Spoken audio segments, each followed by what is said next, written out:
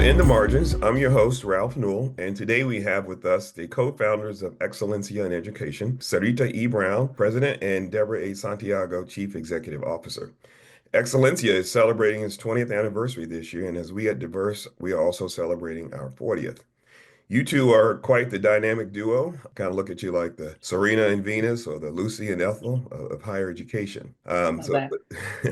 But something I was thinking about in preparing for our conversation was I often wonder, but never ask, literally, how did you two meet? Oh, that's a great one. We met a long time ago, 1997. I had the opportunity to serve as executive director of the White House Initiative on Educational Excellence for Hispanic Americans in the Clinton administration.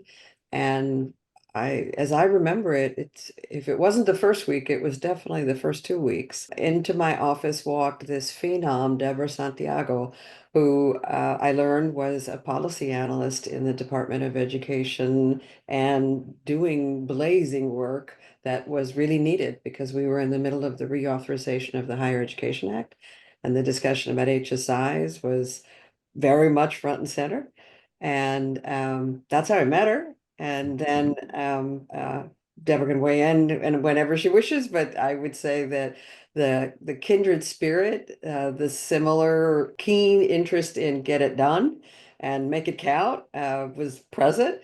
And when we started to talk, probably that took a little longer, a couple more months, and learned that she was exploring other opportunities. And I said, wait, how about coming and being the deputy at the White House Initiative? And I was so lucky because she said yes.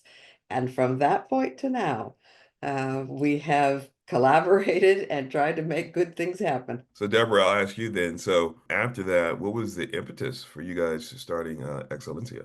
Well, as Saita shared, we had collaborated from that point going forward. And when the administration changed, we kind of temporarily went our own way. And I went to California to do some Oh, doctoral work. And Sarita started another organization, Hispanic Scholarship Fund Institute.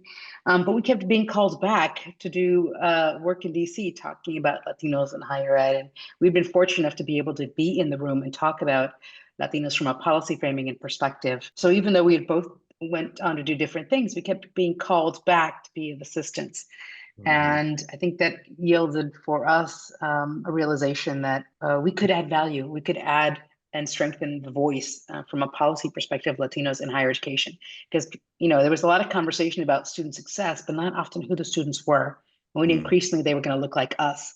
So we started, and we're going to do a project under the Hispanic Scholarship, under the Pew Hispanic Center. And then they told us we were a little too advocacy oriented. And so we tried different things and decided, you know what, let's start an organization. We believe we can feed an agenda that we don't find elsewhere in this space. And we were were promised a contribution, $1 million from a funder who reneged, but we decided we'd start the organization anyway. So we started with a small contract, $16,000 contract, and we gave ourselves a year to see, can we make this work? Can we add the Latino voice to public policy and higher education from an asset-based lens and make a positive Mhm. difference? So leaning on Sarita's experience in higher education, mine as a policy and budget analyst, and our connections, we thought, let's give it a year to see if it will work. And that was 20 years ago. That's good. I love how couples met, how things get started. So I appreciate you sharing that. So that initial vision that you guys had 20 years ago, how has it evolved from then to today? One way is our recognition that the level of application of what we know is still keen and necessary. So the evolution is, I'll confess that I had an initial thought that naming, framing, providing frontline information on quote solutions would animate the field and people would move to change more quickly. So, we started with what is the opportunity for higher education in terms of the growth of the Latino community? What are the characteristics of Latinos, first generation, low income? How do they want to participate? But saying that even two, three, five times, and then coupling that with samples of how individual institutions were effectively addressing and bringing Latino students in would be enough. What we've come to see is that it's enough for a small group, but if we really want to change the way institutions of higher education function, and if we really want to take full advantage of the growth of the Latino student community, there has to be more. And we've iterated for these last 20 years on how much more do we do and how much more do we partner with others who do things so that there's a conspicuous strategic plan for anybody. Because we never started thinking we were going to be everything. That's not our model. But we are an organization and we're people now, 30 plus folks, all of who see that this is a doable deed, accelerating Latino student success in higher education. When we began, and even now, this is possible. But the role we play, that's what continues to evolve. Yeah. Although I will say, if you look at our very first strategic plan, Ralph, the three core components have not changed.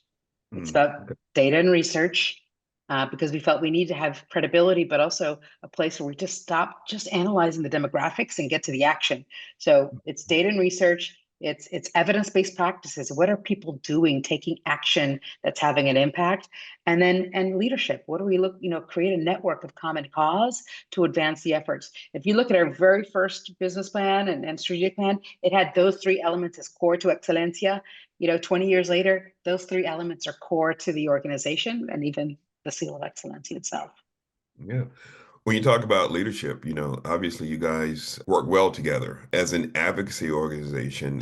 What could other groups like yours learn from your leadership model? First on the advocacy, because oftentimes when people say advocacy, they think about a domain of a set of activities. And what we try to do, our advocacy is practiced by driving positive attention to people, programs, places that produce positive results. So I'll put that out there for others to, if that doesn't, you have to figure that one out. That's a lot of P's. Yeah, Right. but figure that out because it's not the classic criticize, call people out.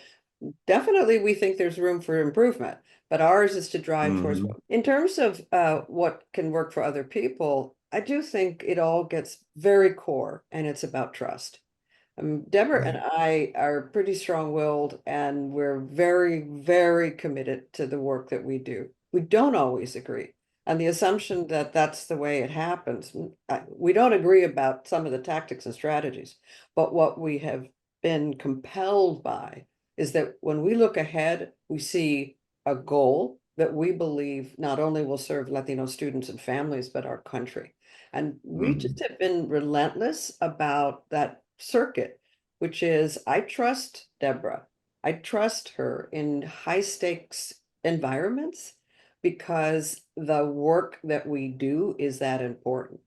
And I think that is an element which anybody who's trying to do large scale work, if you can find a partner, a colleague, a team, and you build that, then you've got a strength that is quite potent, no matter what the opposition is. I think that also, it's always, I think people sometimes don't understand our model that you've got co-leads, but it's also, this is hard work. And to be able to lead on someone and in return, say, maybe you need to be first chair and I'll be second chair on this because there's a lot going on. The ability to play off of each other's strengths is a value add. I think it's authentic to our community where we're not hierarchical and individualistic, but working in community. And I think we try to model that leadership as people, as humans, as people who have a common cause, even if we approach it from slightly different angles. And that's been sustaining as well. Sarita, you said that you guys don't often agree. Even married couples don't agree on everything, so that's to be expected. But outside of that, what has been maybe the biggest challenges you guys have faced over the past 2 decades, and how did you overcome them? I'll start with you, Deborah. We are a different model of an organization, maybe not unique, but different than the norm. We are not direct service providers, and we don't have fixed income. So, every year is a challenge. We have no fixed income at all. So that means that we've got to go out there and make sure to prove ourselves every single day that we're adding value to the field, and we can't take any of that for granted. And I think that's a challenge. I think it's a good challenge for us to have because, we're constantly trying to make sure that we're being relevant and constructive for the community we're trying to serve, and that we're, pushing the envelope about what's possible in the environment community. I think that's been a challenge. I think second, as we've grown, we started as an organization with 2 people. We are now, as Sarita said, over 30. What works for 10, 12 people doesn't work for 30 people. So that means that the organizational infrastructures had to evolve. I think those are two. The third, I would say, is that as the field has evolved, I think when we started this 20 years ago, if policy folks were talking about Latinos is very deficit based, the ability to make sure that we build credibility and trust in the field with our constituents, with institutional leaders and higher education folks, as well as in the policy space and in the research space, has been, I think, again, I see challenges as opportunities. So I'm framing it that way, that we had to prove ourselves, prove the value add of serving this community. And then we had to give tools and on-ramps and efforts to make that happen. I think those to me would be the 3 challenges that I would focus on. And for us, they've all been opportunities that we've been able to help advance our mission and cause in a constructive way. And 3 is always a good answer. I think the one thing that we also spend time is sorting out the fact that we believe often there is another way to do it, and that can be hard. So the continual calibration and review, the objective is not to just be different. The objective is to do a gut check that says, is the current plan, is the current model, resolution, whatever it is that we're confronting when we're looking at how to transform higher education to better serve the growing Latino community, is more of the same the answer?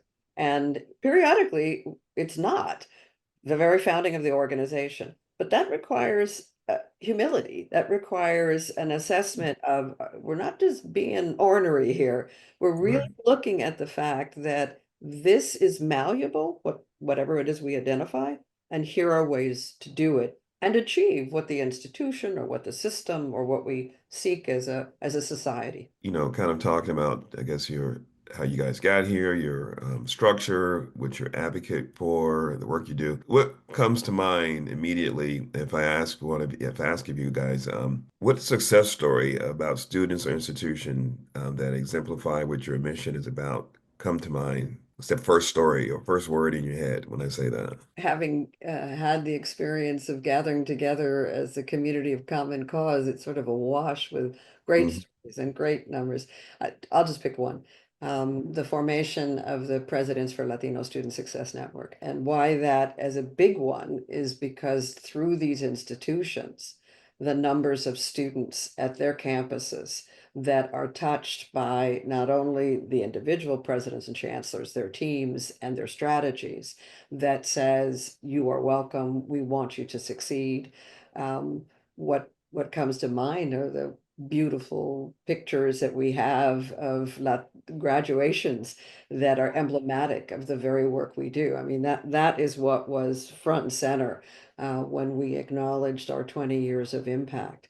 But as a structural organizational development, a notch on your belt, I think it's the fact that together with these leaders, we have a network. And presidents and chancellors, it's all voluntary. I mean, they're leaning in, they're saying, yes, they want to do that. That's one. I would just add to that, because I do agree with that, especially the pictures of those graduates. It is impactful. You see it. I would also say, for our examples of Excelencia, when you see the practitioners often not recognized, even on their own campuses or elsewhere, coming to DC, and when you can tell their story and the impact they have on students, and that we're helping recognize them so others can invest and see, it's very powerful. Because those are allies of ours. Like, we're trying to do it at the national level, but to see them do it at the programmatic level directly with students, it reminds us of why we made the choice to be at this scale level, is because we want to add voice to those who are doing it day in and day out, and don't have the vehicle, the venue. If they get an additional dollar, it's going to go to that student and to that practice. How do we help bring attention to them so that more people and more students can get served with the quality that they provide? And I just think every year we get reminded of that when we see these practitioners and when we see these nominations, and there's such good work that's happening. So we can't just let it all be very deficit based. Those stories, from your examples, they're moving to me. It's like I'm almost like, man, I don't know how you even cut out the ones that you cut just to get to the winner because they all are just so good. But yesterday I was talking with Dr. Linda Garcia of SESI, and so, you guys' name came up, and I told her that I was going to be talking with you all today. So she gave me two questions to ask you guys. So the, All the, right.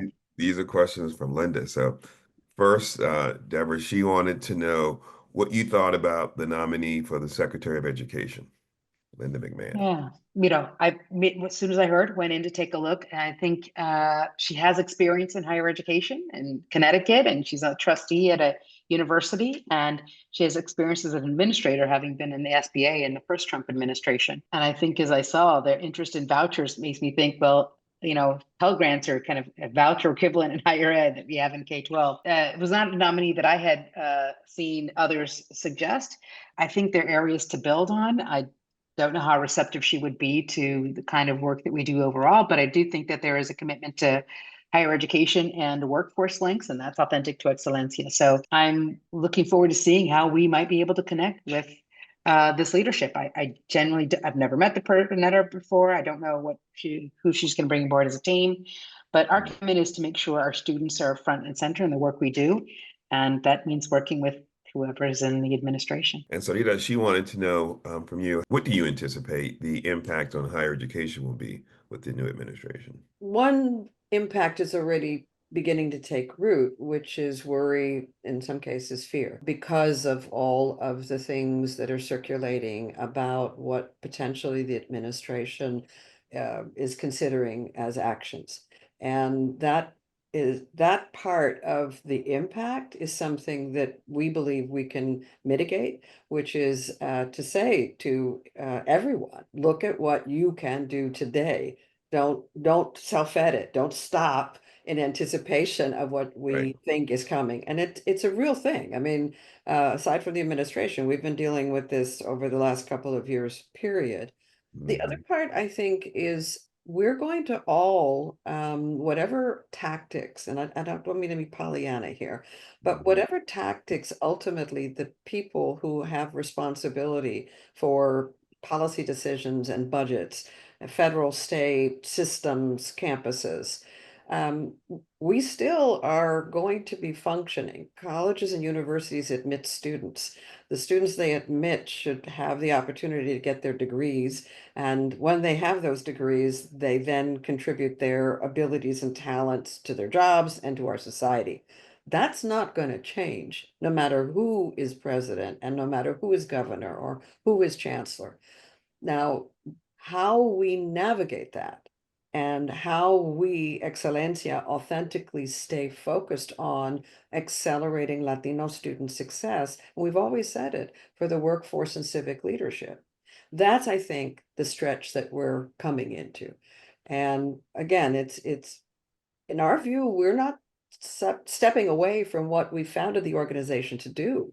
Mhm. We've always made the case that by doing this well, our country has strength, and that the role of higher education in providing individual students the capacity to achieve their goals, have technical skills, have degrees, that continues. We're going to see, though, I go back to what I said a little while ago about trust. And, if you don't trust each other, and I think that's also, let's just be real. I mean, we're all taking each other's measure. We're all trying to figure this one out. So what do people mean when they say those words? What are they actually going to do? That's where we are, all of us. The trust, I agree with you, but the fear that I think you were alluding to earlier there, on the fear side of it, if some of the administration's new educational policies that we've heard about, if they come to fruition, how do you see that impacting Latino students in higher ed? We've heard a lot. I don't know when if they would be, but I know that there is some concern about financial aid and will we provide Pell grants to training and short-term degrees? I think we've seen a shift, and many more Latinos are getting certificates of a year or less. There could be some value to that, but does it help scaffold to an associate degree or baccalaureate degree or higher? There could be some concern if it doesn't help scaffold to additional degrees, because we need to make sure that our community is part of the livable wages and advancing in our society. So that's one example that I know that we are hearing out there. There is concern about the approach with gainful employment, what that means, pulling back about quality programs. And Latino students are in some programs that aren't necessarily getting the high wages there that are assumed.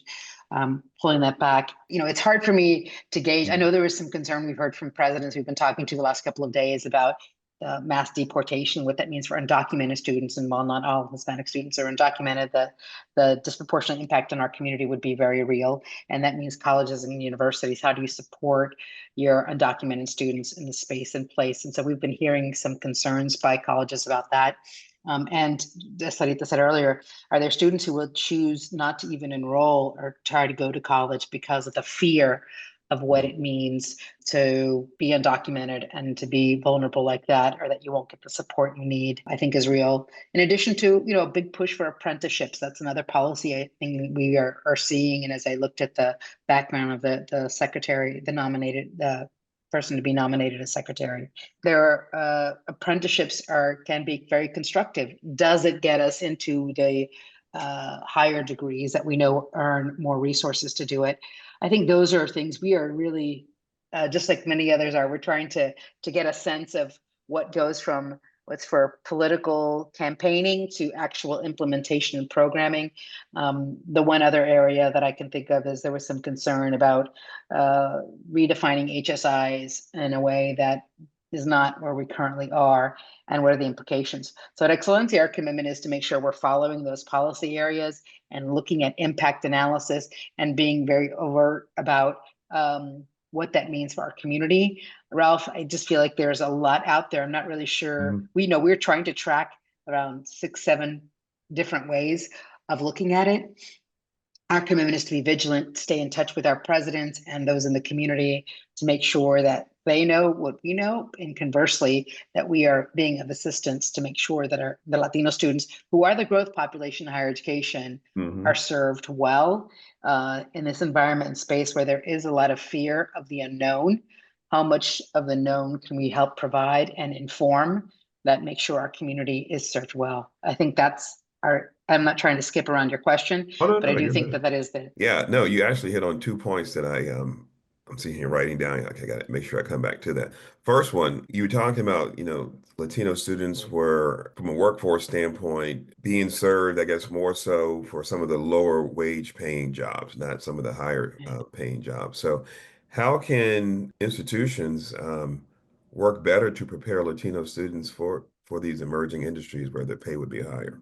Well, I mean, this is a quest we've been on for 6, 7, 8 years. We have our Finding Your Workforce series, which made the point that Deborah highlighted, which is that to the degree that we see Latinos participating in disciplines, the capacity for them to move from certificates into degrees, and thereby into jobs, that's always been there.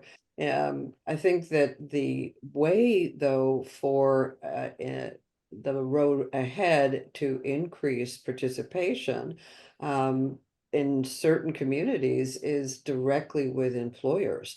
There's great self-interest by employers to have the talent. And so in this stretch, to stay functional, stay focused on results. And there are Dallas Community College is a perfect example of an approach where the employers in the Dallas-Fort Worth region and that institution have looked at the participation of students in the area to increase their involvement. The assumption that if they are in even scaffold degree programs that it's a dead end can be mitigated by the pathway discussion, so that if it's an entry point and then everybody's talking, what employer and academic institution, we need your talent now, we need you in this job, but we're going to need you here, that takes root. Now, that's community by community, sometimes it's discipline and field-based. Raising that up and talking about it in ways that have to do with the talent flow and the human capital is what we think the series has done, and it's also what we would like to advance. It's not because we don't resonate to the social justice argument or to, you know, the opportunity for students. Of course we do.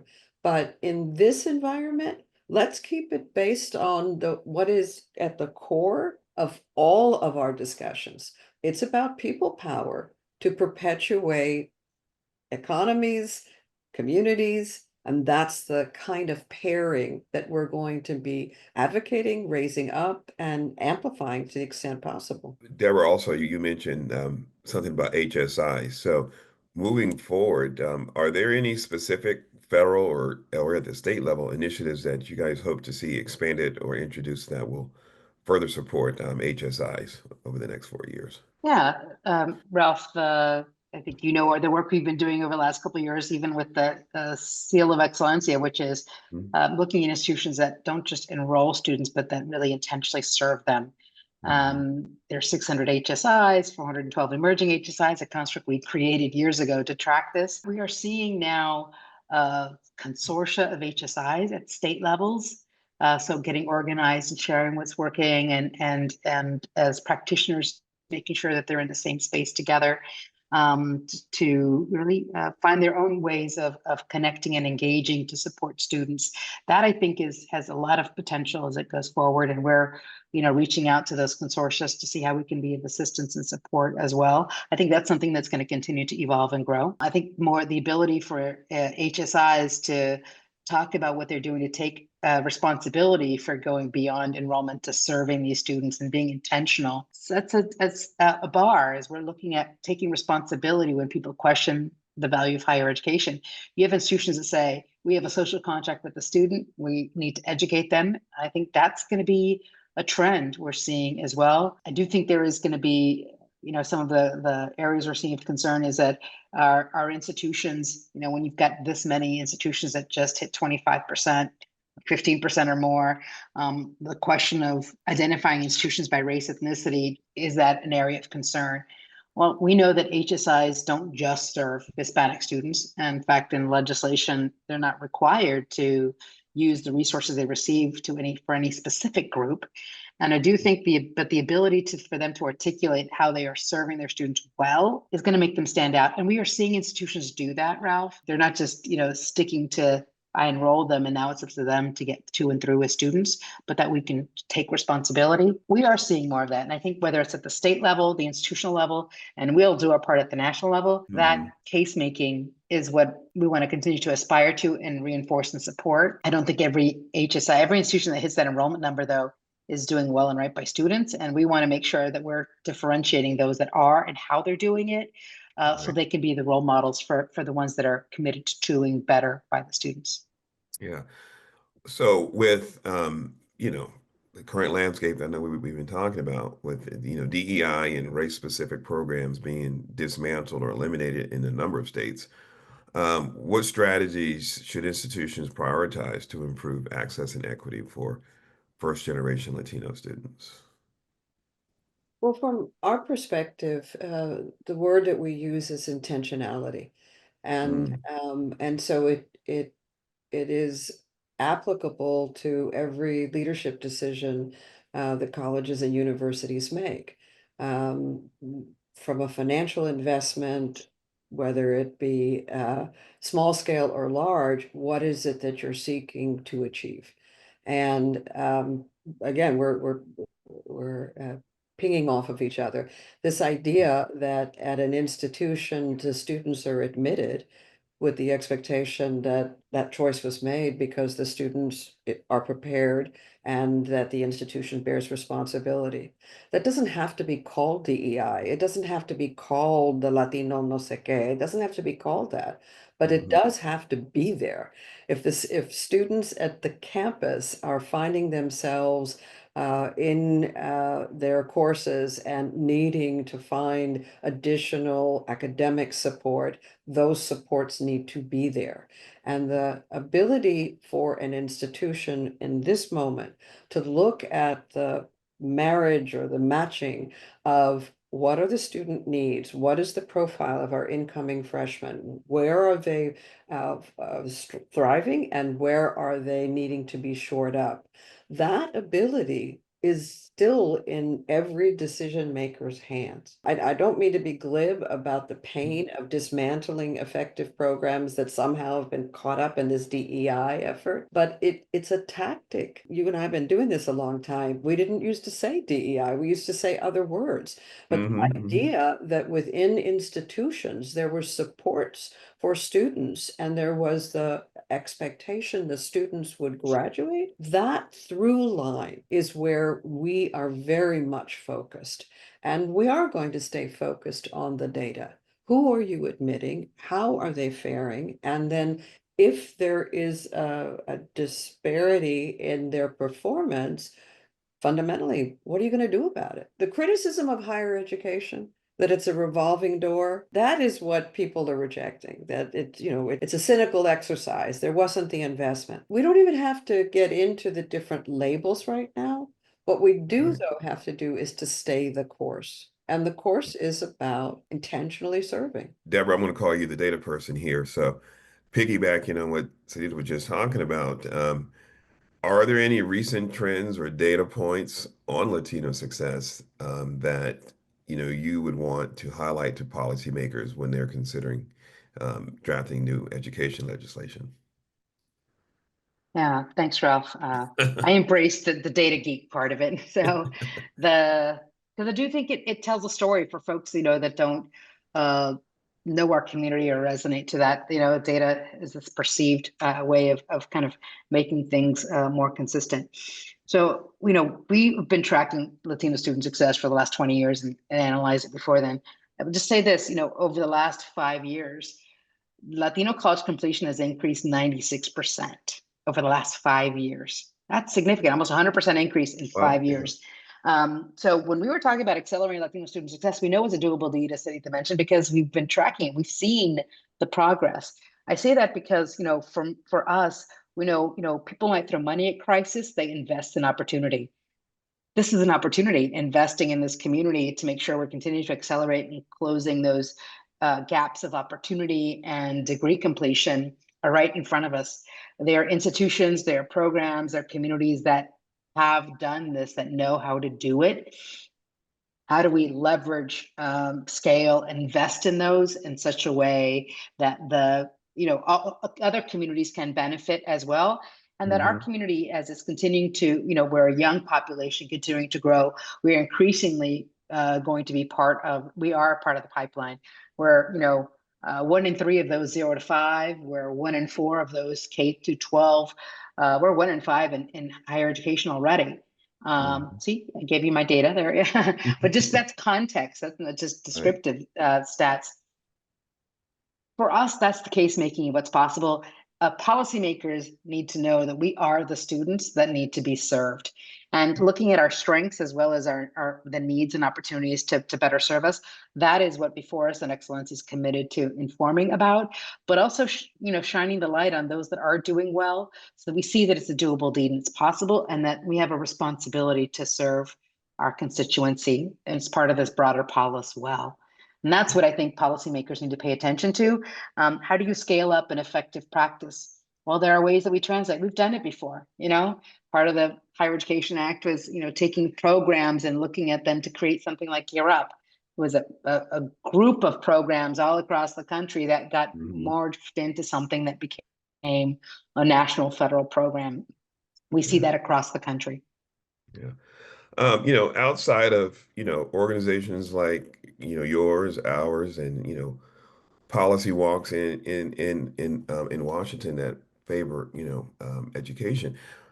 Who do you guys think the co-collaborators need to be outside of higher ed to lobby for and continue to work with us to provide access for the underserved population?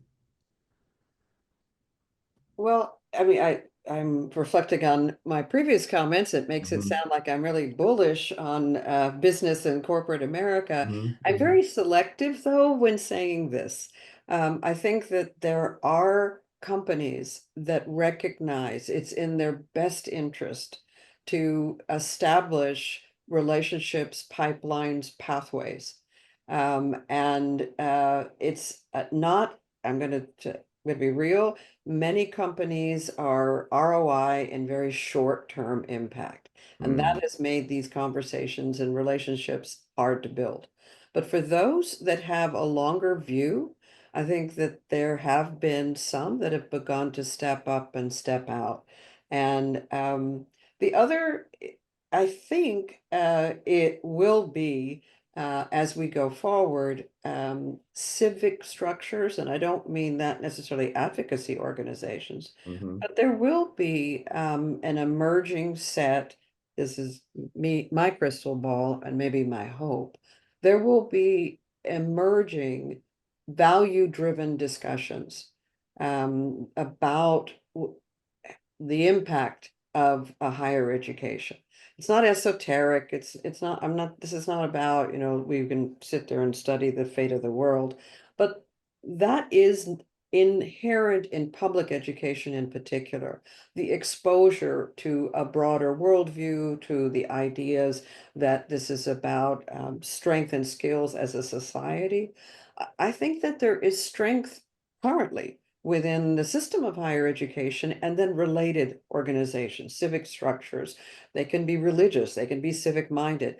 That is where I think there is recognition of abilities that we have, but usually at a small scale level, to build relationships and to build relationships that sustain a level of camaraderie, a level of a view of a shared community. We've been living through such fierce battles to win. It has done damage. It has. There's no way that we can say it hasn't. I don't want to say that people are Yeah. tired of it, so they're going to stop. They're not. But there's many of us who have a longer view about a future for our children, our future for what will come after we're gone. And that, at Yeah. least in my worldview, always is connected to education in some fashion. So people who believe in that, I think will find that resonating.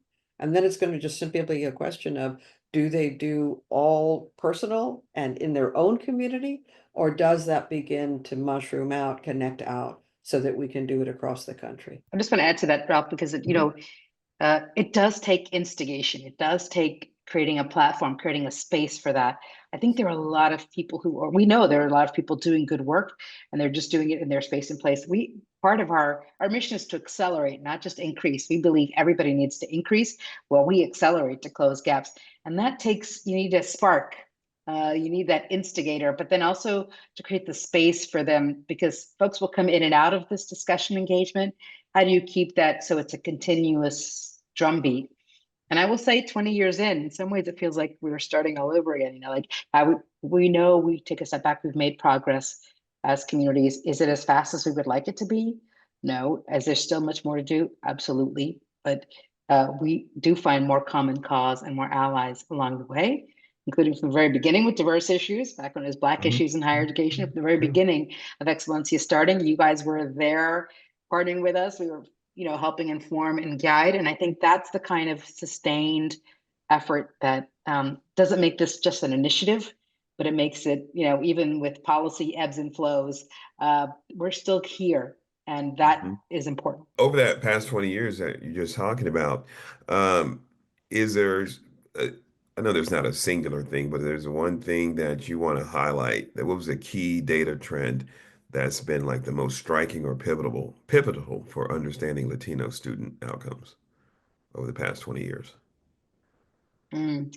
if you take a look at where we were 20 years ago and where we are now, I think that's what gives us hope. We had back then, less than 15%, in fact, less than 12% of Latino adults had an associate degree or higher.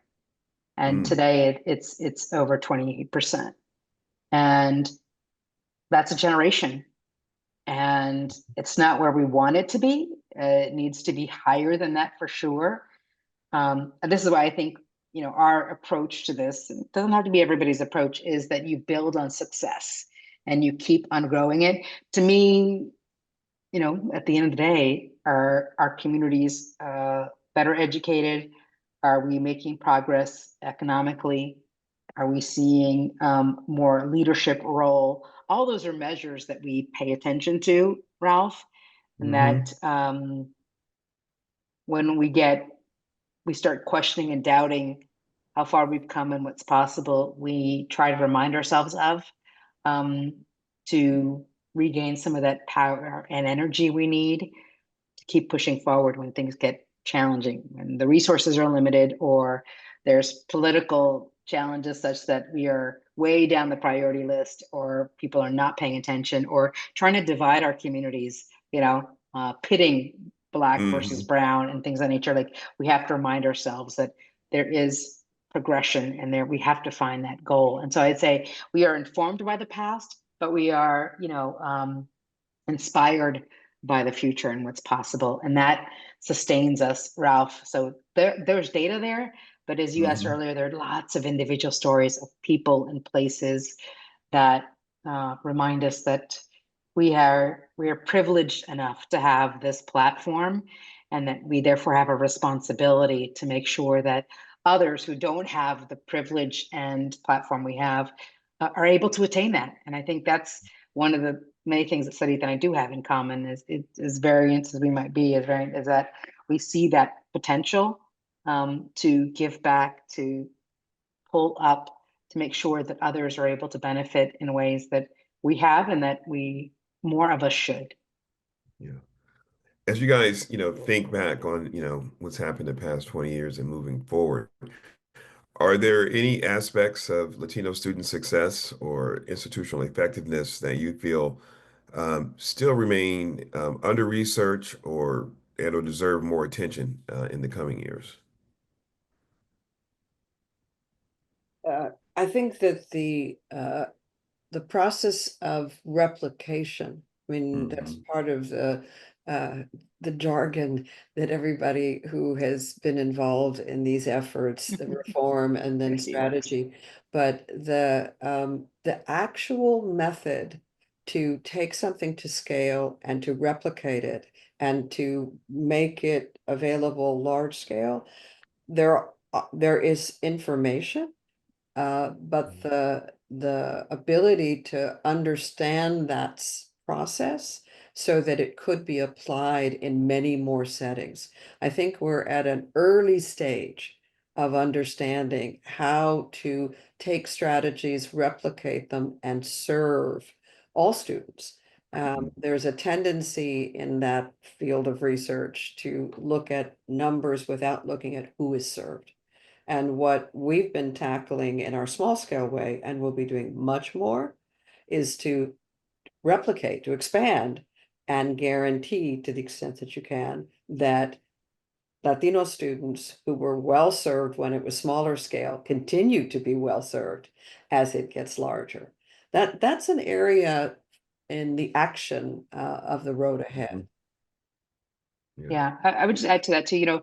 Our research shows that Latinos are kind of the poster children of today's and tomorrow's students, and there is affinity between low-income first-gen students, Latino students, African American students, and many of our Southeast Asian students that I don't think we talk about enough. Because your question is, are we research areas that we see lots of commonalities, and we're doing some work looking at that to be able to make the case that what serves our students can serve others well, and does, in fact. I don't think we talk enough about that. And so I think that's one area. And I think the other is that, in some ways, policy can change quickly. Sometimes it's very slow to change. So we've really been pushing, Ralph. Let's create this post-traditional profile of students. What is, we're not going back to that traditional profile. That's less than 20% of students today. What does it take to change policy for today's and tomorrow's students that are more likely to be working, living at home, be students of color?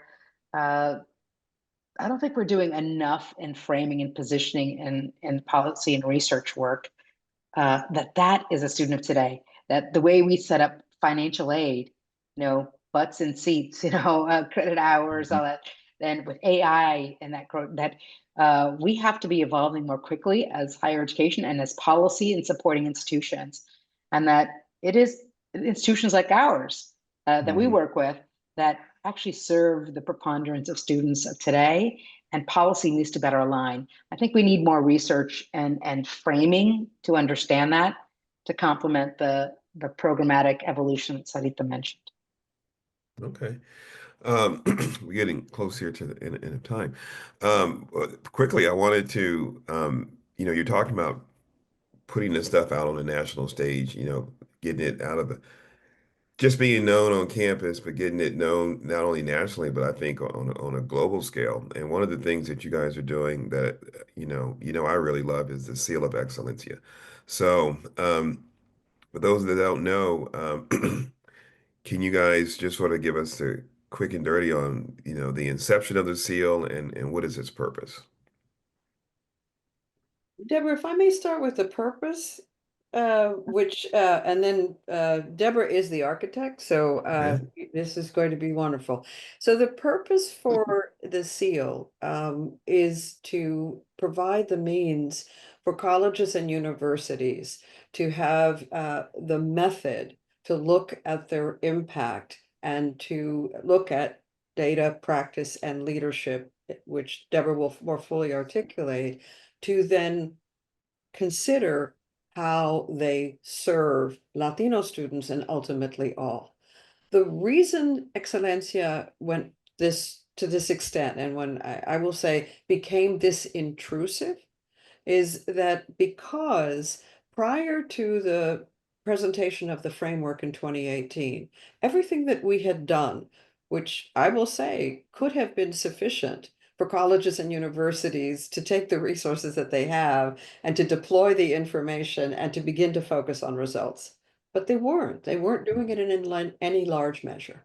And so what we decided, and this is the nature of the work we do, what can we do? How can we speed this up?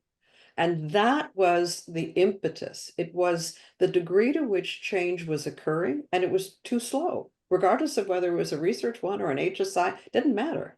We wanted to create the means for colleges and universities to really look at their impact. That's how the framework was created.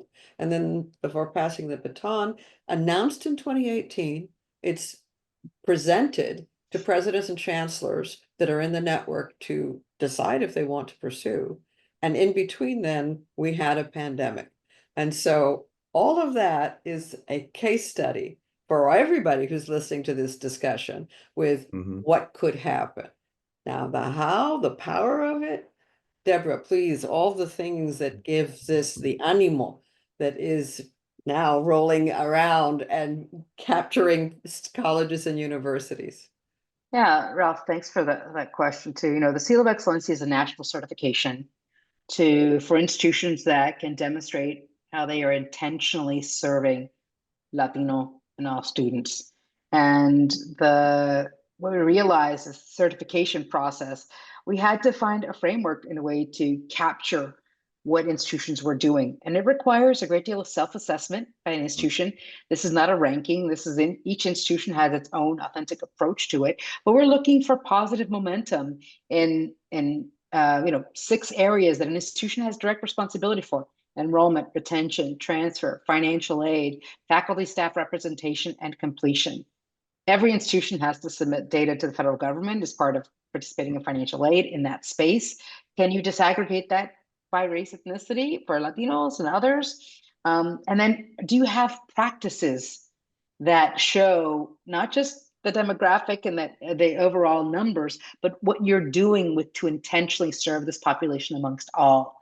So Ralph, this is a certification that looks at data, practice, and leadership. And when we started this conversation, we said Excelencia was grounded in data research, evidence-based practices, and leadership. So it's not a surprise, it's in the framework of the seal. Right. It was 20 years of us listening and learning to institutions about what they were doing. We just put a framework around it and said, can we talk about, each institution is individual, but there are common threads and efforts to expect for students. The certification is not a one and done. They have to recertify every 3 years. And to us, that shows intentionality of effort. What are you doing with your data? What are you doing with evidence practices? What's in your strategic plan? And are these students included? And are your strategies building on what you know they need to be successful? That's what the Seal of Excelencia is. Honored, this is voluntary that we have in the 6 years, we have 46 institutions that have earned the Seal of Excelencia. And we say earned, this is not a winner recognition. They've got to keep getting back into it. And that it shows who they are as institutions and their value, but also that it's a step on a journey. The seal is not the end goal. Excelencia will have failed if the assumption of the seal is just the recognition. It is a journey to transform an institution to better serve all students, starting with their Hispanic population and making sure that there is a great deal of intentionality with who they're serving. And we're grateful that a lot of, every year, in fact, almost on a weekly basis, we get institutions that want to affiliate with Excelencia, because we're not membership-based, affiliate, because they want to start that journey. And part of it is they know we are the growth population in higher ed, but also there are lots of leaders and communities that know investing in this community and transforming, institutions that were not historically created for us into ones that can intentionally serve, that there's a lot of good that can be done in that space. Yeah. With the no, thank you for that description. You even actually helped me understand it better. But when I, think about the current anti-DEI climate, what may be pending with the current administration, are you guys I'm sure you are, but what challenges have you already encountered, or do you think you're going to encounter of trying to expand this? But I know you want to expand it, but even the people that you have now, are you hearing that, they may not be able to participate moving forward? We've not heard that. Okay, In the good. course of the last year, I mean, that was prior to federal changes. But Hmm. in the past year, this discussion about how particularly state legislation has impacted the practices of colleges and universities. Our enrollment in the network has stayed strong. The SEAL certified institutions have continued to participate. On practical levels, there is leadership changes in the president and chancellor, and so there's been some of that discussion, but we've not experienced it. And part of the reason I believe is that while we are unapologetically leading with Latinos, the Hmm. methods are about institutions' impact on all students. And that part of it has not ever been overtly challenged. We are preparing for arguments and abilities to provide presidents and chancellors. And if we can get right to it, it's oftentimes the internal discussions with legal counsel and the interplay between boards and institutions. And that's probably going to get more active as everybody goes back to okay, what does all this mean? There's all these things that are going to happen in the federal government, but what is actually going to happen? And then how do institutions function? That road ahead will be one where we will be prepared to talk concretely about what is possible, what what the legislation says, or what the practices are. And we're going to, I think, continue to see the strength of leadership of Hmm. colleges and universities that have great commitments to their students. Yeah. And Yeah. they're also innovative. They can see Hmm. what Yeah. the goal is. Yeah. I was, and Ralph also said to that, we often say what describes us does not divide us unless we let that Mm, happen. And I okay. do think that the concerns about the anti-DEI are very real. We're not changing who and what we are, but we've never felt that because we call out Latino students that therefore it's the ipso facto is we're not serving anyone else. And that was part of Sarita's point. But it is some of it in the framing and the policy level to create space for action. Um, we've never been complacent. We've Mm, never, as a community, as an organization, we're constantly looking for windows of opportunity, for doors to walk through. And I do think we have more growth and representation and leadership in our space and place, and we have to continue to push forward, even in these challenging times when there's questioning, framing our community and efforts. mhm. We cannot ever allow ourselves to feel like we don't belong in the policy spaces and the efforts in higher education. We do belong, and we are committed to ensuring that our community, amongst all, are represented and served well. And that it doesn't, I don't know that it abates the fear or the concern at all. We are very realistic and pragmatic about it, but we also know that after 20 years in multiple administrations and of on both sides of the aisle, that we have a strengthened community, and I think that our commitment will continue. Yeah. Yeah, we kind of run out of time here. One of the things that I wanted to talk about, we're not really going to have a chance with, is the examples of Excelencia. And I would encourage our audience to go to your website, go to Excelencia's website, and just read the examples. And I think they just highlight so many different unique programs that people actually can replicate on their own campuses. So I definitely want to shine a light on that. Um, And I the think Growing this. Works database, where you can find a whole bunch of them, right? Yeah. Okay, yeah. And we at Diverse, we this year on our podcast series, I interviewed all of your winners for this year, and it they were just great, just great. And I Yeah. think one that was most moving, not the one that was most moving for me, but collectively, I think it was on your graduate level and the community based, talking about, education for Yes. migrant farm worker children, you know, Yes. The which, camp program. Yeah. yeah, that, and then the work that they were doing with the Immokalee in your community base. Yes. Um, In Florida, right? yeah, that was just eye-opening for me. And just, we often hear the term underserved groups, and that is definitely an underserved niche population, if you will. Yeah. I think a lot of people don't think about. And so I do appreciate you bringing those to the forefront.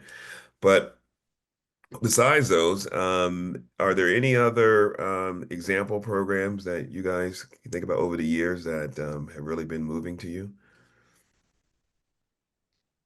Oh my gosh, so many. I Go know, ahead, right? Sarita.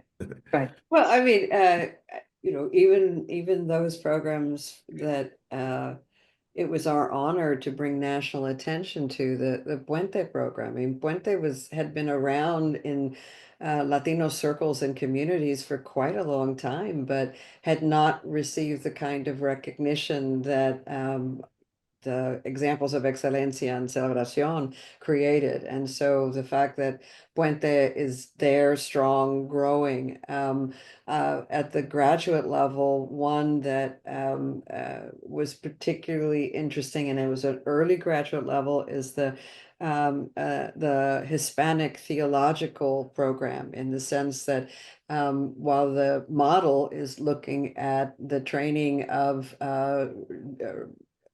pastors and religious based individuals, the structure is the idea of how do you create a curriculum where the theology is also rooted in the community. And they were acknowledged. This was almost 10 years, 12 years ago, and what has happened since in terms of the replication, and then what has happened in terms of the numbers of graduates that are practicing in communities, faith-based efforts, as well as in colleges and universities and theological programs.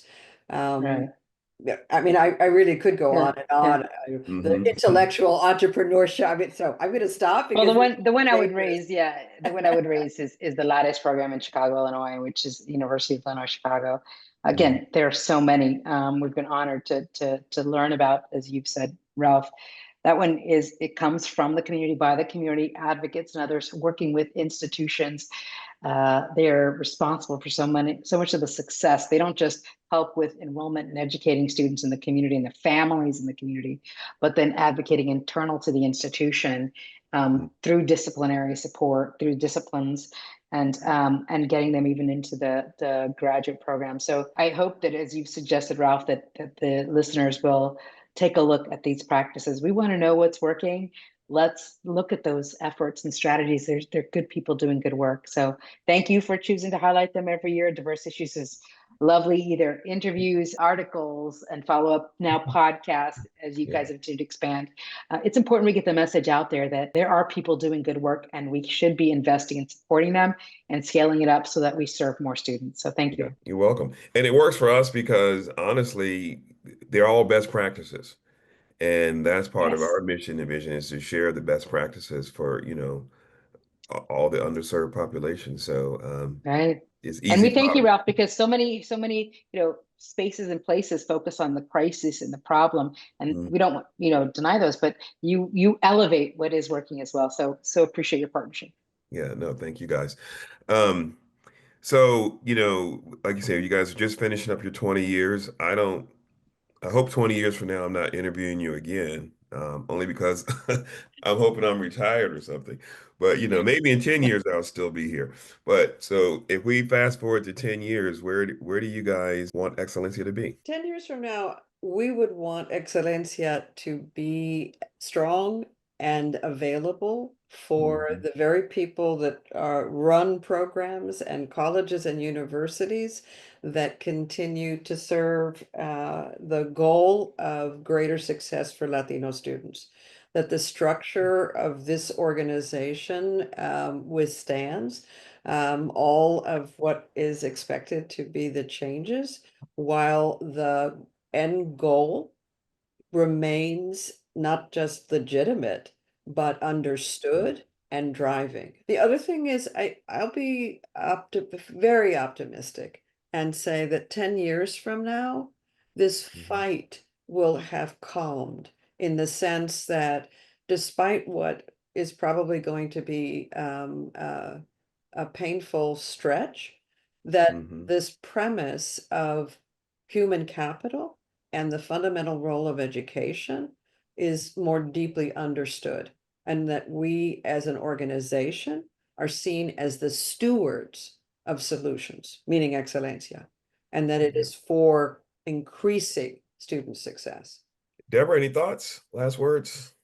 No, agree with Sarita, and I'm hopeful. I don't know whether we will be there with Excellency Right. either, but I think that the cause is bigger than us, Yeah, and for sure. the community that is committed to it is also larger. And so I do think that the mission and vision, as Sarita laid it out, is exactly what we're hoping for. It is important that this work started before us, and the Mhm. work continues beyond, to the point, we always said, I'd love to work my way out of a job where this is not an issue. I still Right, hope right. for that, where this is not an issue, that we've addressed it well. We can hope for that, but we also have to work for it to continue to be better. So Yeah. again, I think the mission and vision is there. I would just say that whether we are there or not, that it's something that deserves our community investment and support, and we're happy to be part of it. Okay, no, thank you guys very much. As we close here, we are embarking upon the holiday season. Got into a lively debate 2 days ago with some folks. I'm going to ask you guys the same question.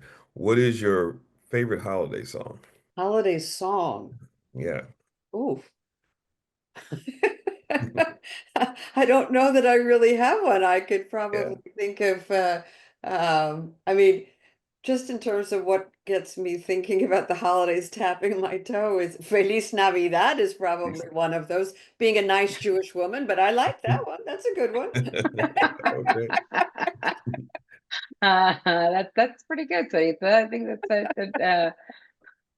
I Yeah. think the 12 Days of Christmas song, Okay. That to me, because it's long, but it also makes you think about so many other things in addition to that. So that, you know, when I keep Yeah, thinking of the 5 rings a ringing, yeah, you yeah, know, yeah, yeah. 10 ladies milking, it's like there's a whole bunch there. So I think that one just came to mind. I don't know if it's my favorite, but certainly works. Yeah, but no, it's funny. That one did not come up in our conversation, but in my childhood years, that was one of my favorite Christmas songs. Was that one? I Yeah. love that one. So, Yeah.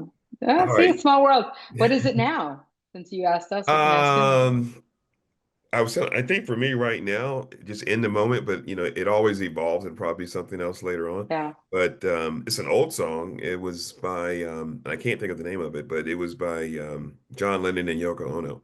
And they have Oh. this children's choir that sort of backs them up. I can't think of the name of the song, but Ah, when I hear it, I just stop. yeah. It's a holiday song, Christmas song, but it's talking about all the ills of the world and how we need to fix them and things like that. So Oh, we're gonna have to even though get the the song name of is, that one. yeah, I'll send it to you. Even though the song is probably 50 years old now, it still resonates today. Hmm.